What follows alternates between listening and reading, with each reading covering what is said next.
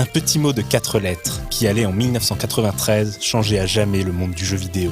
Suite spirituelle de Wolfenstein 3D des mêmes développeurs, Doom est souvent considéré comme le véritable acte de naissance du first-person shooter, un genre qui a d'ailleurs longtemps été connu sous le nom de Doom-like.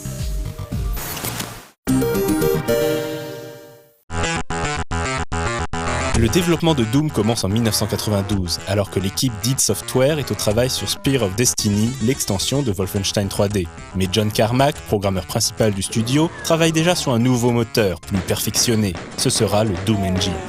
Fini la Seconde Guerre mondiale et les nazis. Les inspirations principales de Doom sont les films de la saga Alien, puisqu'on retrouve le concept de Marines luttant face à des hordes de créatures non humaines dans des dédales futuristes, ainsi que Evil Dead 2 pour le côté ultra-gore et irrévérencieux. Le Marine, simplement connu sous le nom Doom Guy, vu qu'il est supposé être un avatar du joueur lui-même, vient d'être affecté sur Mars, où il doit servir de simple agent de sécurité pour l'Union Aerospace Corporation, une multinationale se livrant à diverses expérimentations plus ou moins éthiques sur la planète rouge. En particulier, l'UAC travaille sur un téléporteur permettant de voyager instantanément entre les deux lunes de Mars, Deimos et Phobos. Mais l'activation du téléporteur ne se passe pas comme prévu et ouvre un portail vers une dimension infernale. Seul le Marine est désormais en mesure d'empêcher les forces de l'enfer de prendre le contrôle du complexe martien, ce qui leur donnerait une voie royale pour envahir la Terre. Doom va immédiatement rencontrer un immense succès. Le jeu d'id Software est nerveux, brutal. À l'aide d'un armement devenu emblématique, allant de la tronçonneuse au lance-roquettes, en passant par le fusil à pompe et le minigun, sans oublier le fameux BFG 9000, le Big Fucking Gun, le joueur doit massacrer une horde d'ennemis dans des niveaux labyrinthiques à l'architecture complexe. Pour progresser, il devra en général trouver des cartes d'accès permettant d'ouvrir des portes de différentes couleurs. Les niveaux, conçus par John Romero et Sandy Peterson, oui, l'auteur du jeu de rôle L'Appel de Cthulhu, sont truffés de salles secrètes et de pièges Vislar. Doom peut aussi se vanter d'avoir été l'un des premiers jeux à instiller la peur dans le cœur du joueur. Une des techniques préférées des développeurs, c'est d'éteindre les lumières et faire surgir des ennemis à l'instant où le joueur ramasse une nouvelle arme ou une recharge d'armure.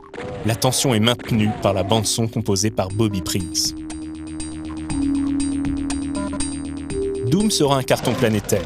Originellement découpé en épisodes et distribué sous forme de shareware sur les BBS, les ancêtres des forums internet, Doom sortira également en version boîte en 1995 sous le titre The Ultimate Doom, regroupant tous les épisodes ainsi que des niveaux bonus.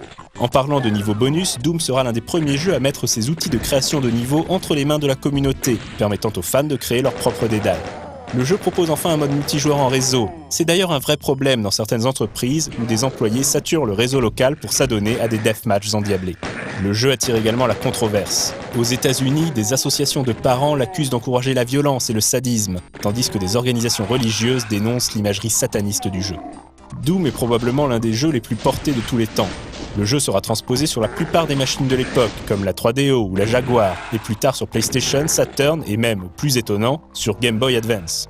Microsoft fera aussi développer une version Windows 95 du jeu qui sera programmée par un certain Gabe Newell, futur créateur de Half-Life et fondateur de Valve.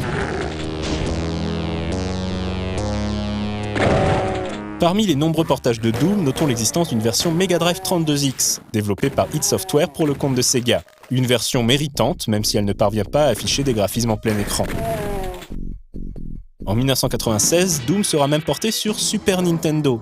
Là encore, l'effort est louable, même si cette version est à la limite de l'injouable en raison de la fenêtre de jeu réduite, des graphismes difficiles à lire et du framerate extrêmement faible.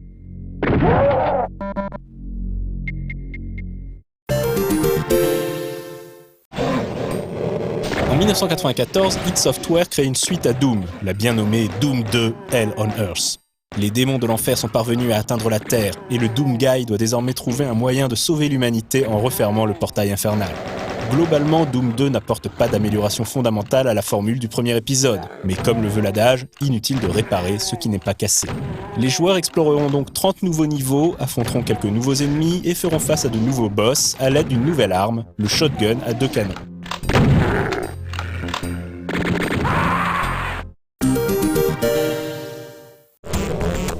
id Software proposera une nouvelle dose de Doom aux aficionados du jeu avec Final Doom. Il s'agit d'une extension pour Doom 2 ajoutant 2 nouveaux épisodes d'une très grande difficulté développés par des fans hardcore pour des fans hardcore. TNT Evolution, réalisé par la Team TNT, et The Plutonia Experiment, conçu par les frères Dario et Milo Casali.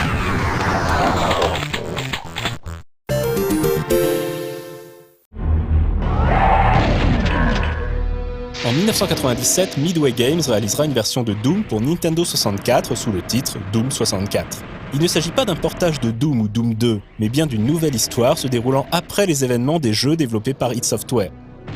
Une nouvelle entité s'est échappée des tréfonds de l'enfer et entreprend de ressusciter les hordes démoniaques. Les Marines sont donc renvoyés sur Mars pour contenir les forces infernales, mais ils se font rapidement massacrer ou posséder, à l'exception d'un seul Marine, c'est-à-dire le joueur.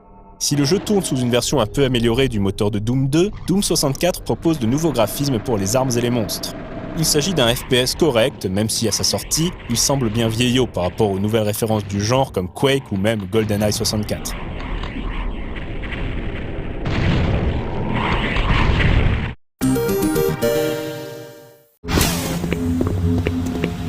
Il faut attendre 2004, 10 ans après la sortie de Doom 2, pour qu'id Software propose un nouvel épisode de Doom développé par ses soins. Voilà où nous en sommes. Doom 3 n'est pas une suite, mais un reboot de la franchise.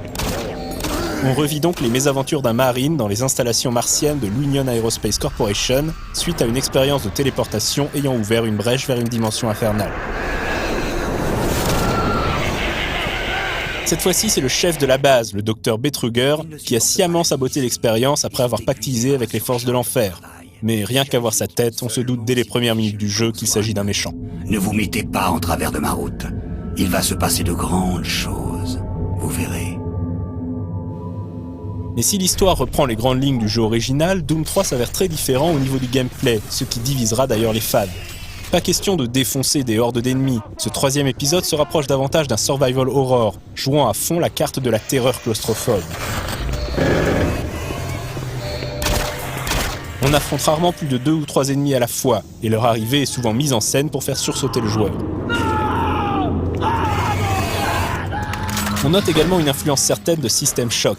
Comme dans le titre mythique de Looking Glass Studios, le joueur récupère rapidement un PDA, sur lequel il pourra lire des emails et autres messages audio laissés par les malheureux scientifiques et ouvriers du complexe, dévoilant petit à petit l'histoire ainsi que des indices et autres codes permettant de débloquer des casiers ou des caches d'armes. À certains moments, le joueur pouvait être accompagné de drones arachnéens capables de guider le Marine vers son prochain objectif tout en mitraillant tous les ennemis en chemin. Pratique. Lors de certains passages, le Marine devait également s'aventurer à l'extérieur du complexe et traverser les étendues martiennes pour rejoindre d'autres bâtiments avant de se retrouver à court d'oxygène. Doom 3 était construit à l'aide d'un tout nouveau moteur graphique, le id Tech 4, au rendu impressionnant en 2004. Les effets d'éclairage étaient particulièrement réussis, ce qui n'était pas une mauvaise chose vu qu'on se retrouvait fréquemment à évoluer dans des couloirs obscurs, simplement éclairés par le faisceau de sa lampe torche. Il nous faut cependant mentionner que suite à une incompatibilité avec les cartes graphiques récentes, la qualité des textures n'est pas poussée au maximum dans ces saisies, d'où l'effet un peu baveux que l'on peut noter sur certains personnages ou éléments du décor. Normalement, le jeu est encore plus beau. Doom 3 est un épisode controversé. S'il est incontestablement une réussite visuelle et technique, c'est aussi un jeu au gameplay assez basique par rapport aux autres FPS du marché et beaucoup moins nerveux que ses prédécesseurs.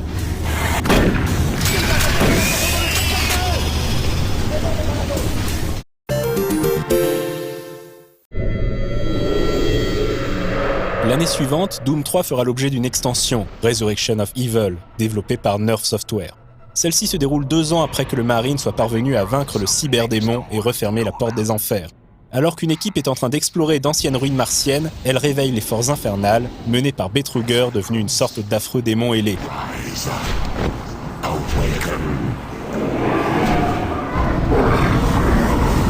Resurrection of Evil propose 2 nouveautés de gameplay notables. La première est une nouvelle arme appelée le Grabber, qui permet d'attraper toutes sortes d'objets, de projectiles et de les renvoyer sur les ennemis. On pense forcément au Gravity Gun apparu l'année précédente dans Half-Life 2.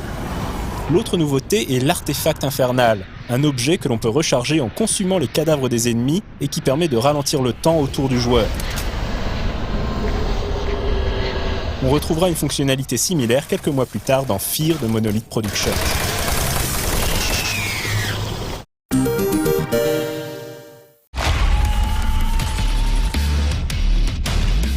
Il faudra attendre une décennie supplémentaire pour assister au retour de Doom, avec un 4e volet renouant avec le côté nerveux et bourrin des premiers épisodes.